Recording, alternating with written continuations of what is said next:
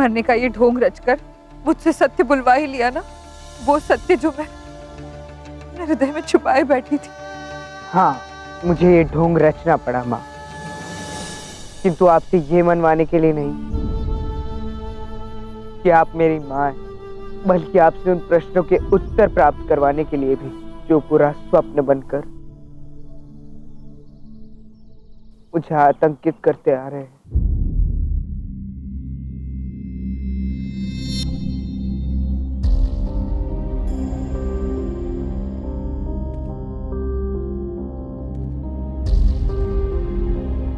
इतने वर्षों से मैं इसी घृणा और द्वेष की आग में जलता रहा कि मैं ही एक अभागा बालक हूं जिसे उसकी अपनी मां ने उसे संसार में अकेला छोड़ दिया। काश कि मुझे ज्ञात होता कि जिससे मैं बचपन से इतनी घृणा करता आ रहा हूं वो तो प्रेम, ममता और त्याग की जीती जागती प्रतिमा है। काश कि मुझे ज्ञात होता कि आपको मेरे क्रोध की नहीं, प्रेम की आवश्यकता थी। काश कि मुझे ज्ञात होता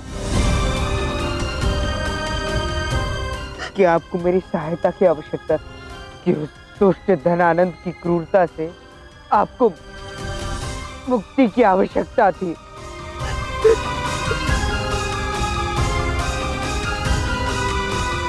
क्यों माँ? क्यों आपने मुझे सत्य नहीं बताया? क्यों मुझे स्वयं से दूर रखा आपने? क्यों माँ? क्यों? क्योंकि महत्वपूर्ण ये नहीं था कि तुम मेरे साथ जियो चंद्र, महत्वपूर्ण ये था कि तुम जियो। यदि तुम्हारा और मेरा संबंध संसार के सामने आ जाता तो धनानंद तुम्हें जीवित नहीं रखता, हत्या कर देता वो तुम्हारी। वीरभद्र की भांति। देख, देख बुरा देख, आज तेरे वंश का संपूर्ण नाश हो गया। तेरे पति के रक्त की अंतिम बूंद भी बह गई। धनानंद तुम्हें उसी रात मार डालना चाहता था जिस रात उसने पीपली वन पर आक्रमण किया था। 12 वर्ष पूर्व उस रात का अंधकार आज तक मेरे मन पर भारी है चंद्र। 12 वर्षों तक धनानंद से मैंने ये सत्य छुपा कर रखा था कि मेरा पुत्र जीवित है, किंतु उसे हमारे रिश्ते पर संदेह होने लगा था। वो शाख जल गई और सत्य हमारे समक्ष घुटनों पर आकर बैठ गया। इसका पुत्र जीवित है। मैं तुम्हारे पुत्र को तुम्हारे सामने लाऊंगा और तुम्हारे सामने तुम्हारे पुत्र का अंत करूंगा। उस संदेह को दूर करने के लिए, तुम्हारे प्राण बचाने के लिए आचार्य चाणक्य के निर्देश पर मैंने वीरभद्र का बलिदान हो जाने दिया।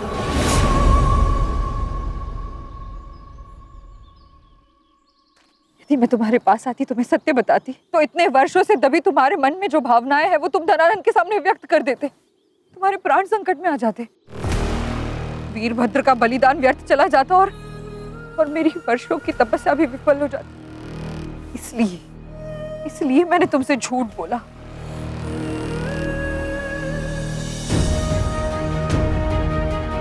किंतु माँ, पीपली वन की महारानी, एक साहसिक क्षत्राणी इतनी विवश कैसे हो सकती है?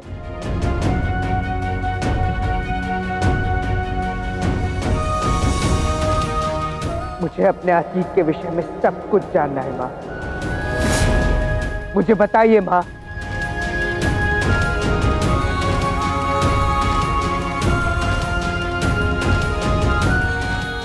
वर्षों से मैं भी इस क्षण की प्रतीक्षा कर रही थी कि तुम्हें हमारे अतीत के बारे में सब कुछ बता दूं।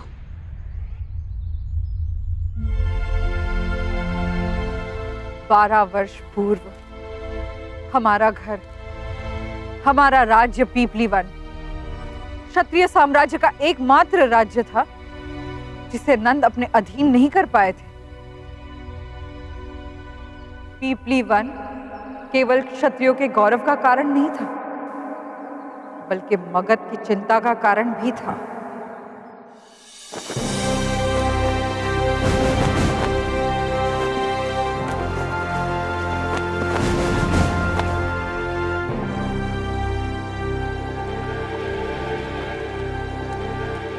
पिताश्री, पिताश्री, आपको मेरी ये नई केश सज्जा कैसी लगी? मुझे तो बहुत अच्छी लगी। आपका क्या विचार है? पूरे 5 नापितों से भिन्न भिन्न प्रकार की केश सज्जा कराई, तब जाके मुझे ये केश सज्जा अच्छी लगी।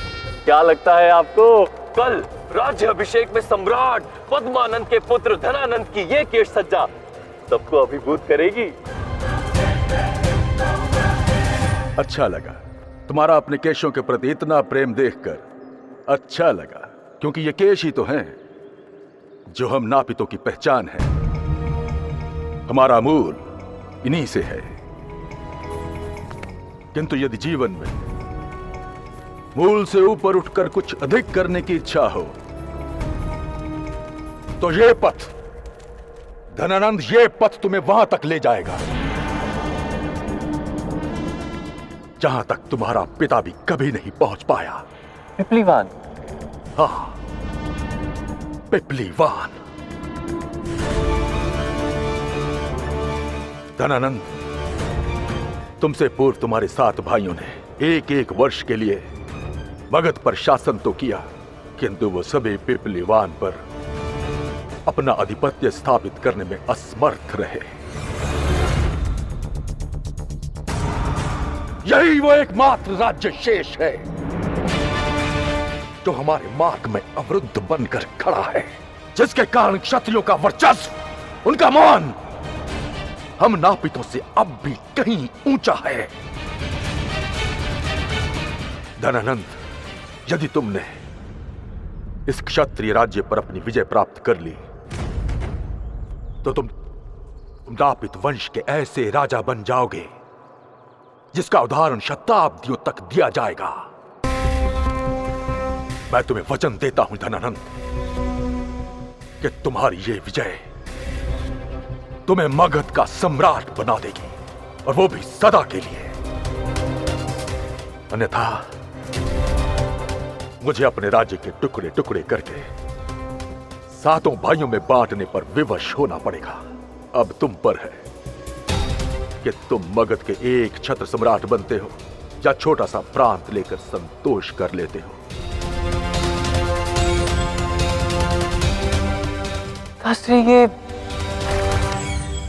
ये छोटा सा राज्य, इसको पराजित करने में कैसी कठिनाई? ना ना ना धनानंद, शत्रु के बल को उसके आकार से तोलने की कदापि चेष्टा मत करना। तुम्हें स्मरण रखना है कि ये पिपलीवान राज्य अभी तक अजय है। वो महल नहीं है, एक दुर्ग है, दुर्ग, और उस दुर्ग को तोड़ना असंभव है। इतना दुर्गम कि कई राजाओं की पीढ़ियां लग गई उस दीवार को तोड़ने में, पर वो सफल नहीं हो पाए। ये तो मुझे देखते ही आभास हो गया था माँ कि पिपलीवन के गढ़ को भेदना सरल नहीं है। हाँ पुत्र, उसकी रचना ही ऐसे की गई थी कि वो अभेद्य रहे। पीपली वन के पूरे महल के बाहरी भाग की रक्षा के लिए दीवारों की एक श्रृंखला थी, जहां 8 प्रहर हमारे विश्वसनीय और साहसी सेनापति के नेतृत्व में धनुर्धर सज्ज रहते थे। सावधानी, सतर्कता और निष्ठा, यह मूल मंत्र सदैव स्मरण रहे। जब तक इस पीपलीवान में वत्सल देव जीवित है, यहाँ शत्रु तो क्या पंछी भी पर नहीं मार सकता। जी प्रभु। कई आक्रमणकारी आए, कई युद्ध हुए, किंतु मत्सल देव और पीपलीवान की सशक्त दीवारों का तोड़ किसी के पास नहीं था। और यही नहीं, किले की माटी में एक विशेष रसायन मिला हुआ था। चिंगारी के संपर्क में आते ही वो रसायन जल उठता था। जब जब शत्रुओं ने उस माटी पर कदम रखा, तब तब उस माटी ने भड़कती अग्नि बनकर उन शत्रुओं को भस्म कर दिया। बस और नहीं सुनूंगा मैं पिपलीवान पुराण। धनानंद का राज्य अभिषेक हो चुका है। अब धनानंद लिखेगा पिपलीवान का नया इतिहास। मुझे हल चाहिए उन सैनिकों का, उन दीवारों का। पिपलीवान समय के पन्नों में खो जाएगा और वहां के पत्थरों पर छाप होगी तो केवल मगध की। कोई तो विकल्प होगा जिससे मैं पिपलीवान को अपने अधीन कर सकूं। क्या है वो विकल्प? किसी भी मूल्य पर मुझे विजयी होना है। विजय प्राप्त करना असंभव है। यदि आपने किसी भी तरह दुर्ग को हथिया भी लिया तो पिपलीवान आपसे पुनः छीन लिया जाएगा। छीन लेगा? धनानंद से उसका आनंद छीन लेगा? असंभव। मैं छीनूंगा उनसे उनका गौरव, उनकी शक्ति, वहां के क्षत्रियों का मान। पिपलीवान का नाश कर मैं बनूंगा चक्रवर्ती सम्राट। चक्रवर्ती सम्राट। चक्रवर्ती सम्राट। चक्रवर्ती सम्राट। क्षमा कीजिए सम्राट, किंतु नियति ने चक्रवर्ती सम्राट का भाग्य किसी और के लिए लिख दिया। लगभग 4 वर्ष पूर्व मैंने एक नवजात राजकुमार की कुंडली बनाई थी, जिसके भाग्य में लिखा था कि वो अजय है, कोई भी शत्रु उसको परास्त नहीं कर सकता। वो बनेगा चक्रवर्ती सम्राट, जो भारत को एक सूत्र में बांधेगा।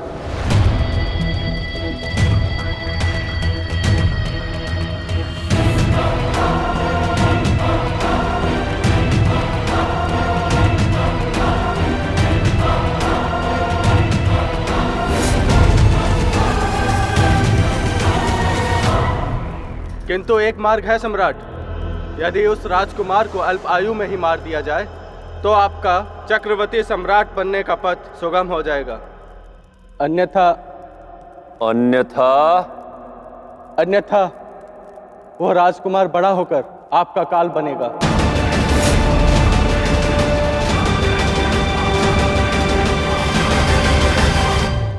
ब्राह्मण देव, कौन है वो राजकुमार जो भविष्य में बनेगा मेरा काल?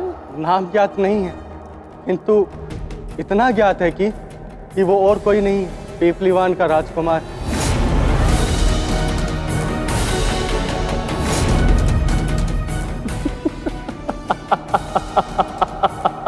प्रारब्ध, भाग्य, नियति का ये निराला खेल मुझे बहुत पसंद आया। जिस राज्य को मैं अपने अधीन करना चाहता हूं, उसी राज्य का राजकुमार भविष्य में मेरा काल बनेगा। तो अब चक्रवर्ती सम्राट बनने के लिए मुझे उस नन्हे से राजकुमार की हत्या करनी होगी। दुखद तो है, किंतु हारना मुझे भाता नहीं, और नियति को हराने के लिए मेरा ऐसा करना आवश्यक है। वैसे एक और आवश्यक कार्य है जो अभी शेष है। जानते हैं वो क्या है ब्राह्मण देव? क्या सम्राट?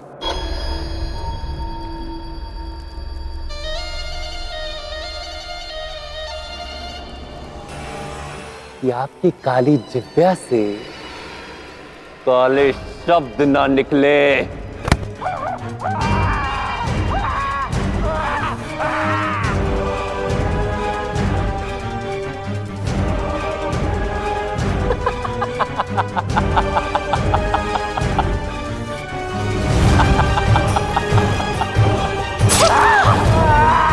साधु,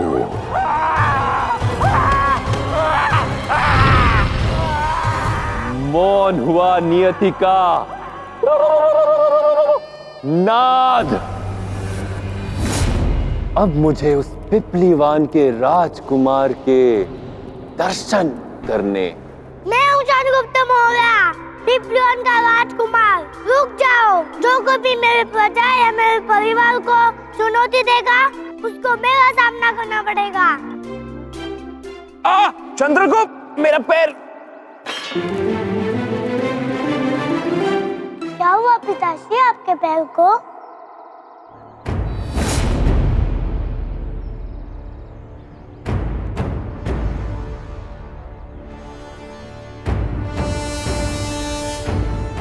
मेरे चंद्रगुप्त, आओ यहाँ।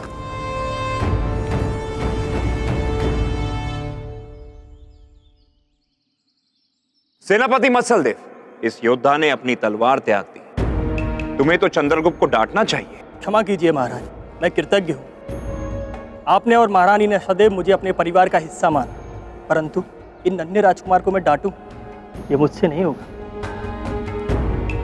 चंद्रगुप्त, मेरे पैर को कुछ नहीं हुआ, ये तुम्हारी परीक्षा थी और देखो इसमें तुम विफल हो गए।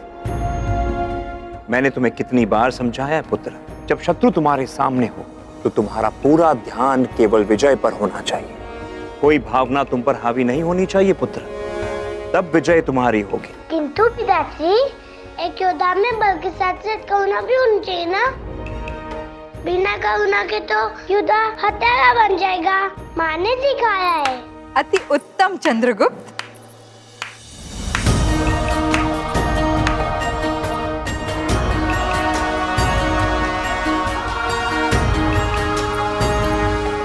मैं अति प्रसन्न हूँ। तुम्हें अपना पाठ अच्छे से स्मरण है।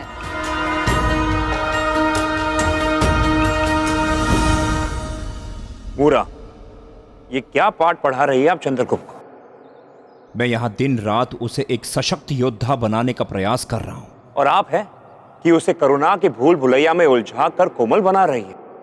नहीं यार, एक सच्चे योद्धा की परिभाषा वही है जो अभी अभी आपको मेरे चंद्र ने समझाई। मूरा, ये उपहास की बात नहीं है। हम चारों ओर से शत्रु राज्य से घिरे हुए हैं और मैं चंद्रगुप्त को आने वाले कठिन समय के लिए सच कर रहा हूं, जहां उसे भविष्य की कई भयानक वास्तविकता से जूझना होगा।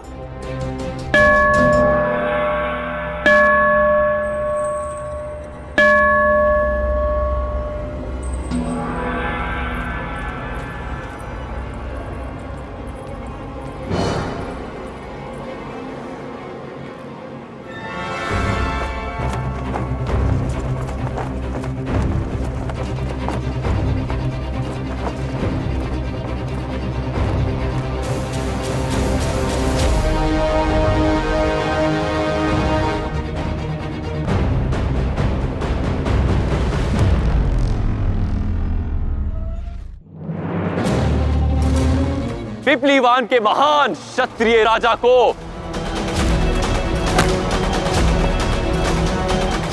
मगध नरेश धनानंद का प्रणाम।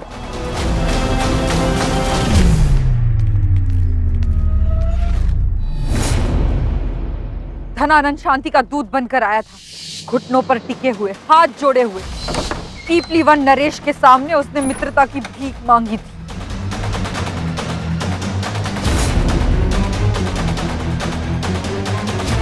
मेरे 7 भाइयों ने निरंतर आपके राज्य पर आक्रमण किया, किंतु हर बार वो आपके सामर्थ्य के आगे विफल रहे। मैं दूसरों की गलतियों से शिक्षा ग्रहण करने में विश्वास रखता हूं, इसीलिए आपके समक्ष मित्रता का प्रस्ताव लेकर आया।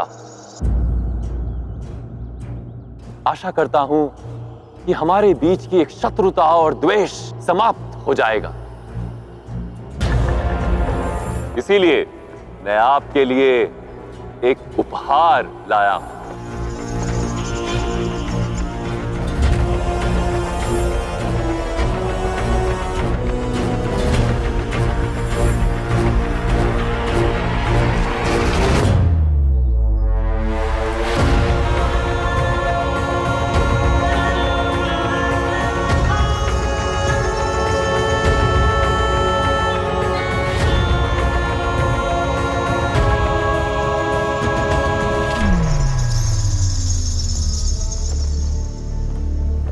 यदि उस राजकुमार को अल्प आयु में ही मार दिया जाए तो आपका चक्रवर्ती सम्राट बनने का पथ सुगम हो जाएगा, अन्यथा वो राजकुमार बड़ा होकर आपका काल बनेगा।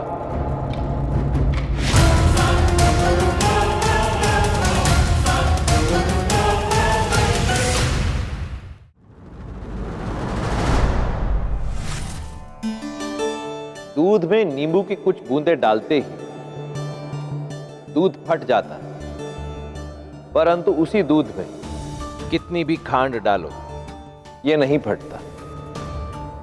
इसी प्रकार अपने जीवन में किसी भी व्यक्ति को स्थान देने से पूर्व या उसके साथ घुलने मिलने से पूर्व उसके व्यवहार, उसकी मंशा और उसकी प्रकृति को भली भांति समझ लो, क्योंकि आप जल नहीं जिसमें सब मिल जाएं।